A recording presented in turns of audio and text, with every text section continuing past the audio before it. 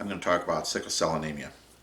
To understand sickle cell anemia, I think it's important to have a little bit of an overview on what hemoglobin looks like and how it works. We know that hemoglobin is in our red blood cells. So here's a big red blood cell, and I've got all these H's in there. You got millions of hemoglobin in every red blood cell. Can't draw all of them. Can't draw millions in there. But I drew them there, and I like to draw hemoglobins like an H. And the reason I like to draw them like an H is because every hemoglobin has 4 polypeptide chains. Right, this is a peptide. This is a polypeptide. Lots of polypeptides. You get so many of those and they make an amino acid. Then you get so many amino acids you make a protein. So the building blocks of proteins, polypeptides. Hemoglobin is a protein, so it's made of polypeptides. Four polypeptides. Each one of those is able of grabbing onto an oxygen. So every hemoglobin can grab 4 oxygen molecules to carry with it. And that's why I like to draw them like an H, right? Because H just happens to have 4 areas, and an H stands for hemoglobin. So it kind of makes it easy. And it also is going to make it a little bit easy too when I talk about the mutation that causes sickle cell anemia. All right, so that's what it amounts to. You've got a mutation in one of your genes, and you end up with a mutation in your hemoglobin, and that mutation ends up distorting the shape of the red blood cell into that sickle cell shape. And so I think instead of having it shaped like this, you end up with the sickled cell like that, and it's because it's packed with these mutated. And when you get these mutated cells in there, they all tend to stick together, and you end up with these long chains of hemoglobins, and it forces that red blood cell to be malformed and misshapen. So one thing to know is that we have different kinds of hemoglobin in our system. The most prevalent adult hemoglobin is hemoglobin A. A for adult, hemoglobin A. That's what we all have in us. It's our most prevalent hemoglobin.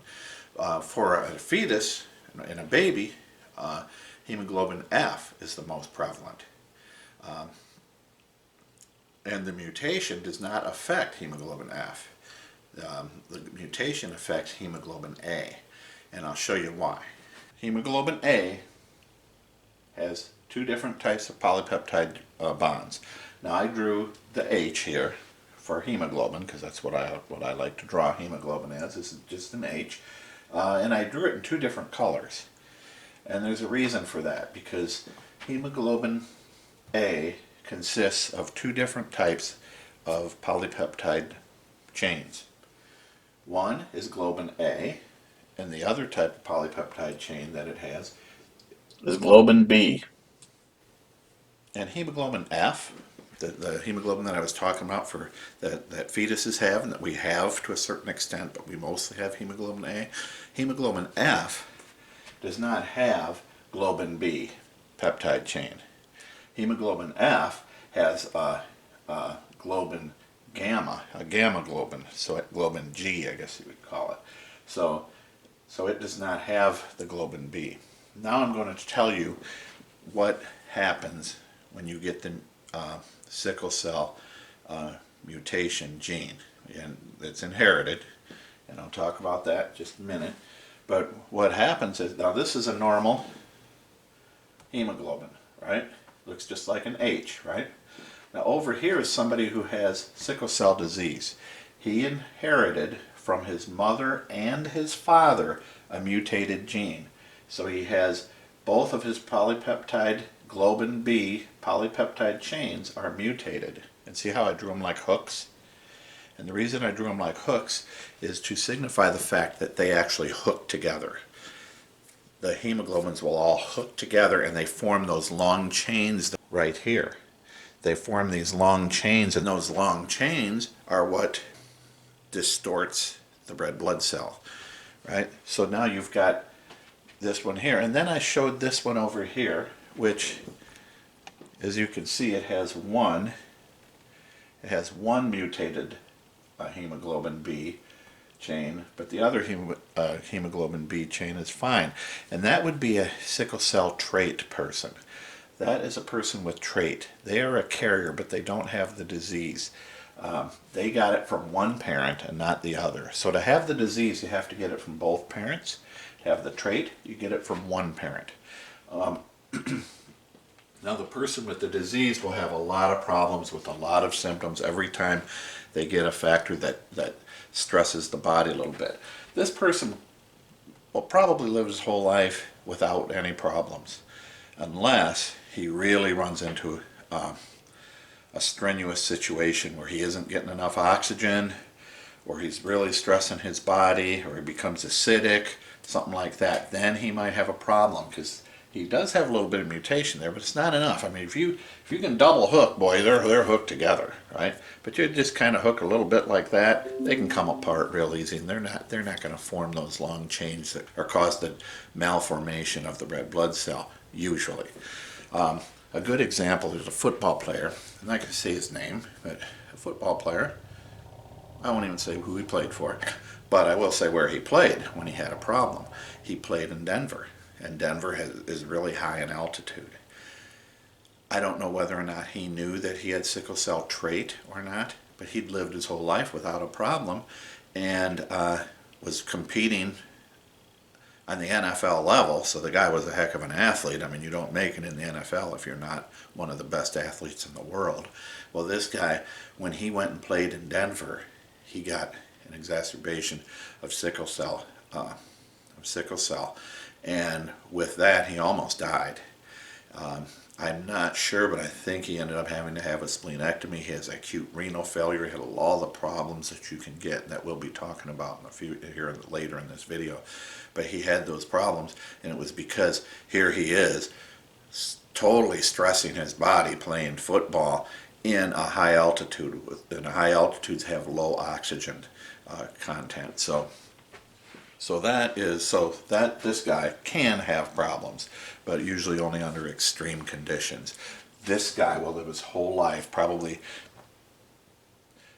5-6 times a year, will have a real big problem where he ends up needing medical treatment, medical care, like morphine and fluids and oxygen and stuff like that, in and out of the hospital constantly.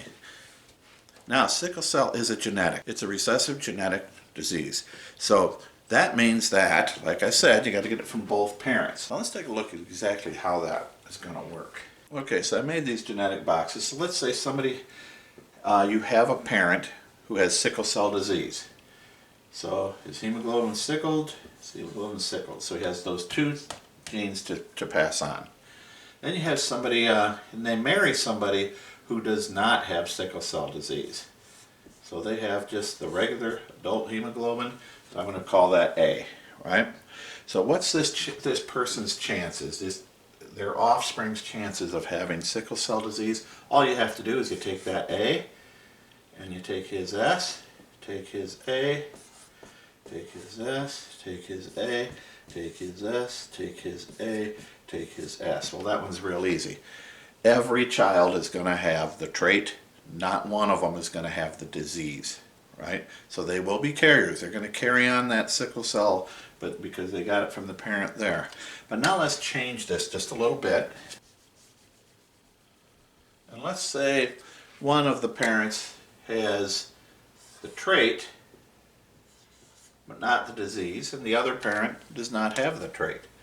Well, let's see. They're going to get a normal one there and a normal one there. They're going to get a normal one there and a normal one there. They take that A over here, but then they're going to get an S, right? They're going to get the sickled one. They're going to take that normal one and the S. Okay. They have a 50% chance of, their children have, two of the blocks here, 50% chance of being a trait, of having sickle cell trait. And they have a 50% chance of having nothing, right? So now let's look at another one. Here on this one here, you have two parents, they both have sickle cell trait. Let's say neither one of them even knew it, right? They get married and they find out that, oh wow, we both have sickle cell trait. What's our chances of having a child with sickle cell disease? Well, let's see. Here you go. They give an A, they give an A. Here they give an S, they give an A. Here they give an A, he gives an S. Here this parent gives an S, that parent gets an S. So it takes two S's, right? Both a gene from each parent in order to have the disease. So as you can see, they have, out of the four things here, they have a 25% chance of their offspring having the disease. They have a 50% chance of being of having sickle cell trait. See here, SA, AS, right? So they have a 50%, because two boxes there, they have a 50% chance of carrying the trait. And up here is an AA, and a 25% chance of having nothing, right? So now, as you can see, when you could tell these parents that you have a 25% chance of having a child with nothing, you have a 50%, your children have a 50% chance of having sickle cell trait, and your children have a 25% chance of having the disease itself. The interesting thing about sickle cell as a genetic disease is it's not just a bad guy. That was actually in the evolution of humanity, there was actually a reason for it. People were dying in large numbers of malaria. Those who happen to have this genetic mutation have a survival advantage when it comes to malaria, right? They will survive malaria at a large number, whereas other people didn't, right? A little bit of illness and they get through it. So the sickle cell people actually had this advantage of surviving. And 75% of their people usually would go through that without even knowing that they have this mutation. But then you have every once in a while you have the ones who have the horrible illness, right? Might not be a good trade-off for those, but for all of the other people in that population, it was a great trade-off. And where is that at? Where is malaria? It's the same place, same people that have sickle cell are the same places that malaria thrived. Equatorial areas of Africa and southern Asia, right along the equator. That's where malaria thrived. That's where sickle cell came along and gave those people a fighting chance. And the reason it's an anemia, sickle cells are fragile and they die. Plus they go to the spleen. The spleen takes them and says this is not a right, cell is not right, and they end up killing them off. So in the spleen you have a lot of cell destruction. The bone marrow has to start really trying to produce a lot of red blood cells. So it's working hard to produce them, but it cannot produce them at as fast a rate as what the spleen can kill them off. They get all caught up in the spleen and you end up with problems in the spleen, right? You can end up with small infarcts over and over and over. Every time you have an exacerbation, you have a problem with your spleen. So it ends up, you end up with a malfunctioning spleen, and that leads to immune problems. So they don't have the white blood cells being stored there to fight off pathogens, so they end up losing the battle to infection very often. So one of the things that we do when treat sickle cell is to try, a lot of times, give them a prophylactic antibiotic to try to stop infection from happening. Make damn sure that they get their pneumonia shots and flu shots, right? And that they are up to date on their shots, because when they get a disease, they don't have the ability to fight it the same way that a person without sickle cell has. So what are some other problems that you'll have with sickle cell? The big one is pain, right? These sickled cells do not float through the blood vessels as smoothly as a nice round blood cell. The design of a red blood cell is pretty ingenious, actually. It's round and it's flexible. Because of that donut shape, it's not a ball, but it's flexible. It's got that donut. It's kind of like an inner tube going down the river. It has the ability to kind of float and move around and change shape when it needs to get around corners and get through small vessels. But the sickle cell does not have that, and it gets caught up in small vessels. It gets caught up in the joints. So these people have a lot of pain, joint pain, their elbows, their shoulders, hands, big one because it's small, right? You got small joints there, right? So it really gets caught up in there, and people are in a lot of pain. I mean, so pain is probably the biggest thing, and you can get actually infarcts, bone infarcts, because you got your bone marrow, right? You get a bone.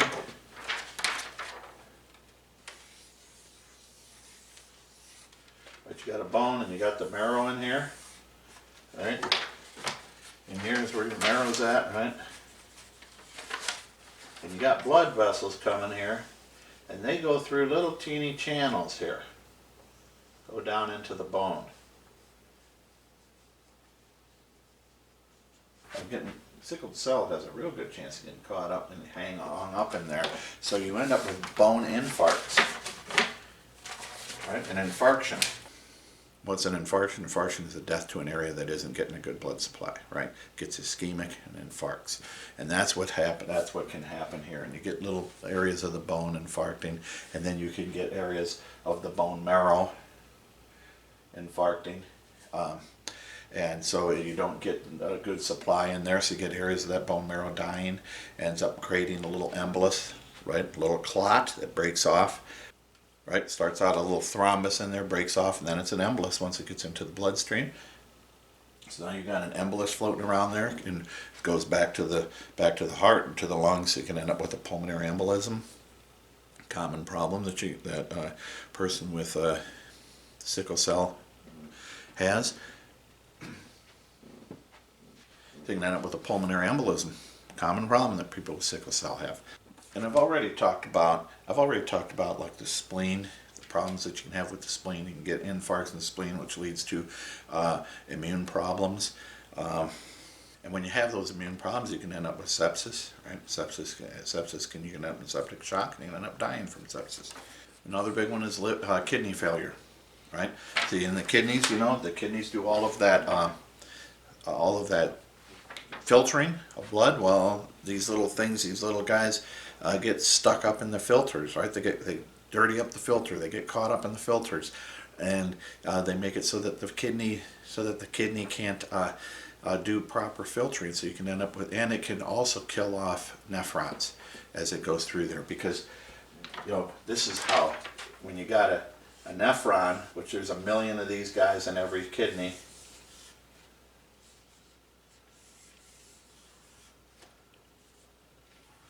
Right, so into the nephron you go like this, then you got this capillary bed in here, and then out of the nephron. That's how the blood circulates. It goes in here, it pushes things through to filter it, and then the blood that comes back around here goes in and goes around the nephron, and then it feeds that. Well, if you get caught up in here and this gets inflamed and blood can't get through the glomerulus, then it isn't going to get to this efferent artery which feeds the nephron. So if it can't feed the nephron, the nephrons die of ischemia. Nephrons tend to die of ischemia pretty easily because they need an oxygen supply. They have a lot of little pumps and things going in there that take oxygen for them to survive. So kidney failure. You can get acute kidney failure, right? Acute kidney injury, or you can get chronic renal failure after you've lost a certain amount of nephrons. Right? Acutely, the kidney you lost a whole bunch all at once and you have problems with the acute kidney, but you can get better. Chronic doesn't get better. It just slowly gets worse and worse and worse and worse. And so what brings on these episodes? I was saying before that you got somebody with a sickle cell trait. They usually don't have a problem unless they really stress the body, like playing professional football in a high altitude. Right? There's a guy who is stressing his body. That's the trait. The people with sickle cell disease, though, it doesn't take much. Just stresses of daily life can get to the point where that brings on an attack. These people are in and out of the hospital all the time because they're having problems with that. Right? The cold can bring on problems because cold causes vasoconstriction. Right, you get vasoconstriction, those little sickle cells can get caught in there, and when you have vasoconstriction, you have less perfusion to the skin and the areas that have the vessels constricted.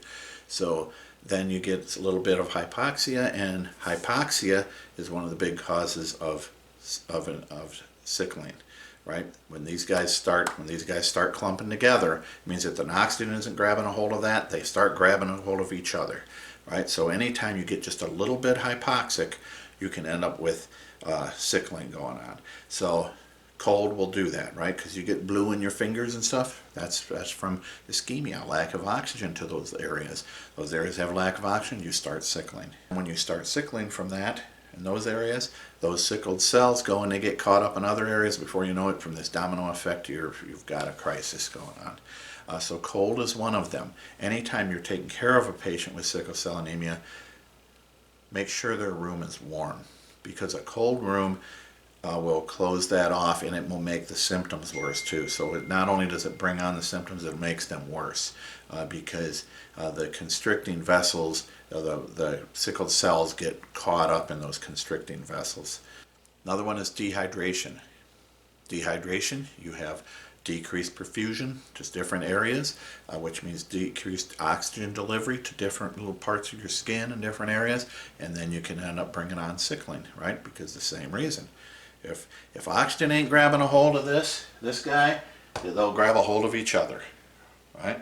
So that's the thing. So anything that leads to hypoxia. If you're in a high altitude, boom, anything that can cause hypoxia, that in a normal person,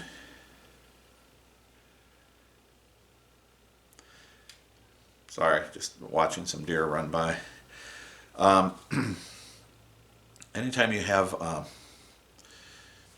things that cause hypoxia in a person without sickle cell, I mean, your oxygen levels are bouncing up and down, and it doesn't cause any problems at all. But with these people, it can start a sickling episode, and that's the thing. That's why it's hard for a person with sickle cell disease. You try to get them to minimize the exacerbations. Believe me, they try, but they just keep coming on. Same thing anytime they get sick. Right? Anytime you get sick, anytime you stress the body, stressing the body brings on those same things. Your system says, hey, I'm in stress. It shunts blood away from your skin, everything, and into your organs and into the muscles that you need to use to get out of the stressful situation, and it brings on sickling, right? It can start the sickling domino problem.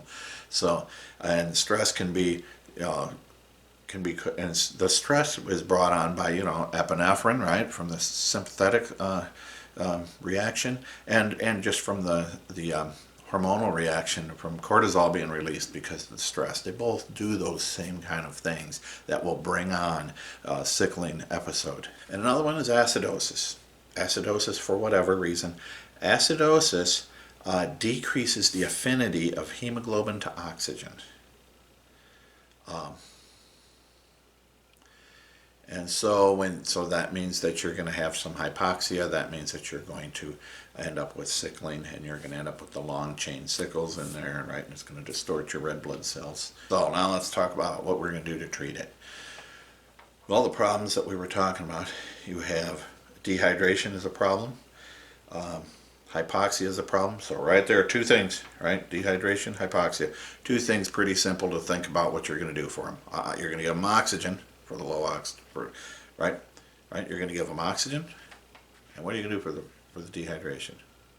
Fluids. You're going to give them fluids. Another big problem, pain, right? One of the most important things to do for a person with sickle cell crisis is treat their pain. And it's the big guns. You're going to move morphine or Dilaudid. Dilaudid, generic name, hydromorphone, right? You're going to use the big guns on these guys, and you're going to do it in combination with an NSAID. Try to cut down an inflammation at the same time. And if you can control the pain, that's going to decrease the stress, and hopefully this person can sleep a little bit, and then you can give them fluids, which will open up their vessels and make things flow through there better, right? And you can try to take care of that, of the problem with the sickle cells catching up in all of the joints. And then the oxygen, you give them lots of oxygen and you'll decrease the amount of sickling.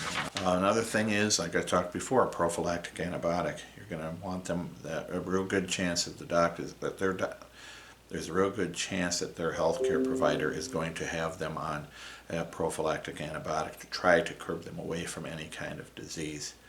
And of course, avoid high altitudes, right? Maintain adequate fluids, right? When they're going home, you say, maintain adequate fluids, right? Don't let yourself get dehydrated. If you're going to be doing something, you're going to be sweating a lot, drink a lot. If you get any signs of infection, go to your doctor right away, and you need to treat it right away, right? Don't let it get bad, because every hour that you have that infection and you're ignoring it is a chance that you're going to start a sickle cell crisis. And there is a medicine out there called hydroxyurea. And what that does, kind of an interesting thing, is it, don't know how it works, but I know what it does. It increases the production of the hemoglobin with the globin, the gamma globin. And so you end up with more hemoglobin F that doesn't have the globin B on it. The globin B is what is mutated in sickle cell anemia. All of these hemoglobin Fs are going to be unaffected, right? So you got all these unaffected hemoglobin Fs, which means that you have a lot of hemoglobin, so you're carrying oxygen around. You're going to reverse this thing. You're going to turn this crisis right around, right? You're going to stop a person from having crisis. They can put them on this medicine, and a good chance that they can stop them from having a crisis because they've got enough good hemoglobin out there. Then another one is, there is a slight chance that somebody can actually be cured of this. And you think, well, a genetic thing, how can you get a cure for it? It's not a pathogen to fight or anything. But what they'll do is, if the person has a brother or sister, it's got to be a sibling, and they test and they're super, super close in their genetic markers or tissue markers and blood markers, that they can go ahead and do a transplant, hematopoietic stem cell transplant. Hematopoietic means blood-making stem cells. So a blood-making stem cell transplant from a sibling with a real close cross match. So, and what they do is they treat them with chemotherapy first and kill off their own blood marrow, and then, which they're very vulnerable at that time, and then they transplant the hematopoietic stem cells into them and let them start reproducing. Right? So then hopefully what they'll do is they will take over with the ability to produce normal red blood cells with normal hemoglobin.